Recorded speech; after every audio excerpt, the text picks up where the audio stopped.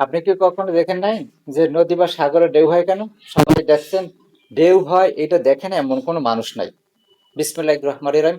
সম্মানিত দর্শক শ্রোতা, আসসালামু আলাইকুম ওয়া রাহমাতুল্লাহ। আপনাদের সবাইকে আন্তরিক শুভেচ্ছা জানাচ্ছি জানা বিষয় চ্যানেলের পক্ষ থেকে। বরাবরের মতো আজ আমি আপনাদের সম্মুখে হাজির হয়েছি একটু অজানা এবং কৌতূহল বিষয় নিয়ে। আজ আমরা আলোচনা করব নদী বা সাগরের ঢেউ হয় কেন, এবং সাগরের পাড়ে আছড়ে পড়ে কেন, ফেনা হয় কেন। যদি আপনি জানতে চান, বুঝতে চান, ভিডিওটি না টেনে সম্পূর্ণ দেখুন। চলুন তাহলে মূল আলোচনায়। সাগর বা নদীর উপরে যে পানিটা, পানির উপরে বাতাস থাকে। যখন পানি এবং বাতাসের ঘর্ষণ হয় তখন ঢেউ হয়।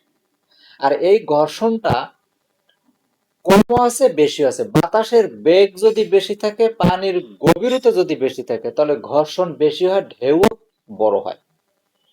এখন আপনি দেখবেন ঢেউ কিন্তু এভাবে আসা শুরু করে সাগরের মাঝখানে, একের পর এক একের পর এক।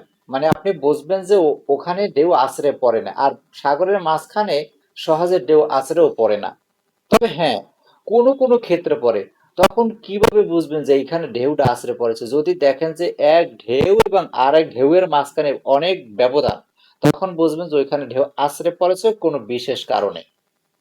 আর যদি দেখেন যে একের পর এক আসতেই আছে, তাহলে আছড়ে পড়ে নাই।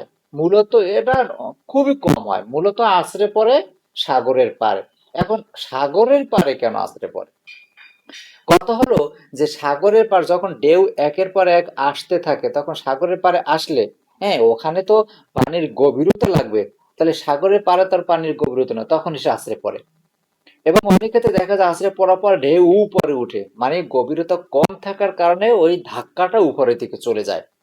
আর যদি দেখা গেছে যে গভীরতা থাকে, হ্যাঁ, তাহলে তো আর বেশি একটা হয় না। বেশিরভাগ ক্ষেত্রে সাগরের পাড়ে দেখবেন যে ঢেউ আছড়ে পড়ার পর উপরের দিকে চলে যায়। মানে ওখানে গভীরতা কম, এই জন্য উপরে। আর অনেক ক্ষেত্রে দেখবেন যে নদীর পাড়ে কিন্তু মোটামুটি গভীরতা আছে, এই জন্য আছড়ে পড়াটা সাগরের আছড়ে পড়ার মতো ওরকমের হয় না, ওখানে অল্প হয়। সাগরে যেরকম উপরে ওঠে, নদীরটা কিন্তু এরকম উপরে ওঠে না। এক, এখন হইলো যে ফেনা কেন তৈরি হয়? ফেনা হইলো যে বাতাসের ঘর্ষণের ফলে এবং পানি, এই দুইজনের সাথে যখনই ঘর্ষণের ফলেই বুদবুদ বুদবুদ আকার একটা তৈরি হয়। ওই বুদবুদটাই মূলত ফেনা। আর একটা ফেনা আছে সাগরে, কি আছে, সাগরে যে শৈবাল গুলো আছে, বড় বড় আকারের যে শৈবাল গুলো, এগুলো যখন পচে এবং পানির ঢেউয়ের সাথে সাথে সাগরের পাড়ে আসে, আসার পরে ওই পচা শৈবালের যে অংশ আর ঢেউয়ের যে অংশ, পানির অংশ, সব মিলিয়ে একটা ফেনার আকার তৈরি করে। এই ছিল ফেনা কেন হয়, আছড়ে কেন পড়ে, আর ঢেউ কেন হয়। এখন অনুমান করবেন যখনই বাতাসের বেগ বেশি থাকবে, তখনই কিন্তু ঢেউর পরিমাণটা বেশি হবে।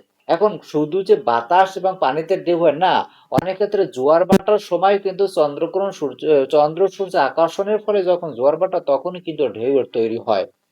এক, আবার অনেক ক্ষেত্রে ভূমিকম্পের ফলে ঢেউয়ের তৈরি হতে পারে। বিভিন্ন কারণ হতে পারে। তো মূলত সচরাচর যে কারণটা হয়ে থাকে, সেটা তো ওই বাতাস এবং পানির, এই দুইয়ের ফলে মূলত ঢেউটা হয়। এই ছিল সাগরের ঢেউ হয় কেন এই সম্পর্কে বিস্তারিত তথ্য।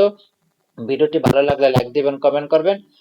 আপনাদের সকলের কমেন্টের উত্তর দেওয়ার চেষ্টা করবো আমি ইনশাল্লাহ। তবে সবসময় একটা বিনীত অনুরোধ করি যে নেগেটিভ অশ্লীল কেউ মন্তব্য করবেন। আপনারা কমেন্ট করবেন, ঠিক আছে, আমি যা বলেছি তার বাইরে যদি আপনাদের আরো অনেক কিছু জানার থাকে, কমেন্ট করবেন, আমি উত্তর কমেন্টে জানিয়ে দেবো, কোনো সমস্যা নাই।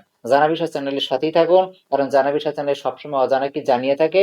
জানা বিষয় চ্যানেল সবসময় তথ্যভিত্তিক, যুক্তিভিত্তিক, বিজ্ঞান ভিত্তিক, সম্মানজনক আলোচনা করে, কিন্তু এক্ষেত্রে আপনাদের সহযোগিতা আমার একমাত্র কাম্য। সকলের সুস্বাস্থ্য কামনা করে এবার মতো বিদায় নিচ্ছি। আল্লাহ হাফেজ। দেখা হবে পরবর্তী কোনো ভিডিওতে। ততক্ষণ পর্যন্ত আমাদের সঙ্গেই থাকুন।